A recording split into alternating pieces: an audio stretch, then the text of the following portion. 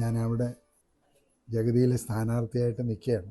അവിടുത്തെ ഇലക്ഷന് കെ.ബി. ഗണേഷ് കുമാറിൻ്റെ അദ്ദേഹത്തിൻ്റെ പാർട്ടിയുടെ കേരള കോൺഗ്രസ് ബിയുടെ തിരുവനന്തപുരം ജില്ലാ പ്രസിഡൻ്റാണ് ഇപ്പോഴും. അപ്പം ആകപ്പാടെ ഒരു സീറ്റ് നമ്മുടെ ഇടതുപക്ഷ ഘടകകക്ഷിയുടെ നിലയിൽ തന്നു. അപ്പോൾ അവിടെ ശ്രീ കെ.ബി. ഗണേഷ് കുമാർ പറഞ്ഞത് പൂജപ്പുര അവിടെ നിന്നാൽ മതിയെന്ന്. പൂജപ്പുര നിൽക്കാൻ പറഞ്ഞപ്പോൾ എനിക്ക് അവിടെ ജഗതി എന്ന് പറയുമ്പോൾ എൻ്റെ ചേട്ടനുമായിട്ട് എന്തുമാത്രം പഴയ ഉത്സവമേളമെല്ലാം അപ്പോൾ ഇതുകളൊന്നും മറക്കാനൊക്കാത്ത അനുഭവങ്ങളല്ലേ.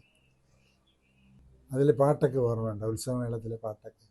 അതേപോലെ എത്ര പടങ്ങൾ, സീസൺ, കുയിലാച്ചി എന്ന് പറഞ്ഞ ആ വേഷം. പിന്നെ സത്യപ്രതിജ്ഞയിൽ ചുമ്മാതെ പോകുമ്പോൾ വന്ന് അറസ്റ്റ് ചെയ്യാനായിട്ട് ഒരു പോലീസുകാരനായിട്ടിരിക്കുമ്പോൾ വന്ന് പറയാനായിട്ടില്ലേ, ചുണയുണ്ടെങ്കിൽ എന്നെ അറസ്റ്റ് ചെയ്യുമെന്ന് പറഞ്ഞുകൊണ്ട് കേട്ടിട്ടില്ല. ഇങ്ങനെ അദ്ദേഹത്തിനോടൊപ്പം എന്തെന്ത് വേഷങ്ങളാണ് ചെയ്തത്. ഇന്നും ഏറ്റവും കൂടുതൽ ഒരുമയുള്ളത് ഉത്സവമേളത്തിലെ ആ പാട്ട് തന്നെ. പല ഭാഷകളിലാണ് വരണത്. ഒരിടത്ത് ചെല്ലുമ്പം ഉറുദു ആയിരിക്കും കേൾക്കണത്, പിന്നെ ഒരിടത്ത് കന്നഡ ആയിരിക്കും കേൾക്കണത്, പിന്നെ തെലുങ്കായിരിക്കും കേൾക്കണത്. ഇതെല്ലാം ഇടയ്ക്ക് ദുബായിൽ വന്നപ്പം ഉറുദുവാണ് കേട്ടത്. ഇതെല്ലാം ആ പരുവം അനുസരിച്ചിട്ട് എഡിറ്റ് ചെയ്ത് കയറ്റാനായിട്ട് ആ എഡിറ്റർമാരെ സമ്മതിച്ചിരുന്നാകണം, അല്ലേ ചേട്ടാ?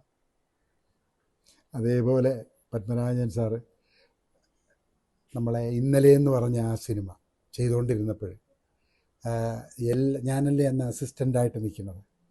അത് സ്ക്രിപ്റ്റ് ഡയറക്ടോറിയൽ സൈഡിൽ എഴുതി കൊടുത്താണ് ഓരോരുത്തരെ പഠിപ്പിക്കുകയൊക്കെ ചെയ്യണം, പഠിക്കുന്നതും വായിക്കുന്നതുമൊക്കെ. അന്ന് ഇന്നത്തെ പോലെ എളുപ്പം ഫോട്ടോസ്റ്റാറ്റ് എടുക്കാറില്ല. ഇന്ന് കുത്തിയിരുന്ന് എഴുതി 15 പേപ്പറൊക്കെയാണ് കാർബൺ വെച്ച് എഴുതിയെടുക്കുന്നത്. എന്നിട്ട് ഒരു ദിവസം ഞാൻ വെളുപ്പാങ്കാലത്തെ പിന്നെ എഴുതിക്കൊണ്ടല്ലായിരുന്നപ്പം എനിക്കൊരു സംശയം, ചേട്ടൻ്റെ ഡയലോഗ് എഴുതിയിട്ടില്ല. ഇന്നലെ പിന്നെ രംഭ ലോറി കിടക്കുന്നത് അത് ഇതെന്നെല്ലാം പറഞ്ഞുകൊണ്ടൊരു ഒരു തമിഴ് ആളിൻ്റെ വേഷം. അപ്പം ഞാൻ പറഞ്ഞു, സാർ ഇത് എഴുതിയിട്ടില്ല സാർ. എന്ത് സാർ? അത് ജഗതിക്ക് മാത്രമേ ഞാൻ അങ്ങനെ ഒരു ഇതുള്ളൂ. എനിക്ക് എൻ്റെ ഹൃദയത്തിൽ അദ്ദേഹം കടന്ന ആളാണ്, അതുകൊണ്ട് ആ ക്യാരക്ടർ എഴുതുന്നത് അത് അദ്ദേഹം ചെയ്തോളും എന്നാണ് പറഞ്ഞത്.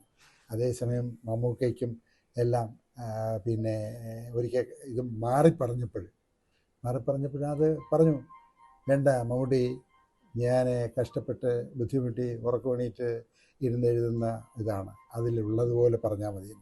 എൻ്റെ ചക്കര ചേട്ടന് മാത്രമേ ആ ഒരു ഇത് തന്നിട്ടുള്ളൂ, ആ ഒരു സ്നേഹവും അധികാരവും എല്ലാം കൊടുത്തിട്ടുള്ളൂ. ഡയലോഗ് സ്വന്തമായിട്ട് പറഞ്ഞെഴുതിയാൽ മറ്റേ സാറിൻ്റെ ഡയലോഗ് ഒരു മനുഷ്യർക്ക് പറയാൻ ഇഷ്ടമല്ല, അത് മാറ്റി പറയാൻ പാടില്ല.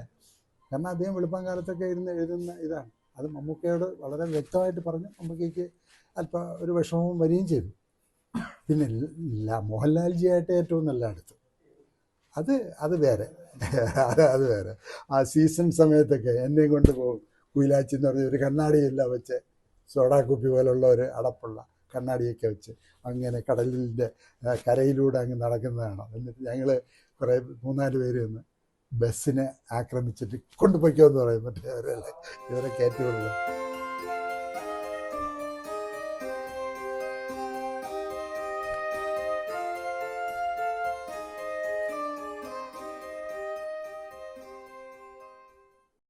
ഏറ്റവും പുതിയ വാർത്തകളും വിശേഷങ്ങളും വിരൽ തുമ്പിലറിയാൻ സീ മലയാളം ന്യൂസ് എല്ലാ ഡിജിറ്റൽ പ്ലാറ്റ്ഫോമുകളിലും ലഭ്യം.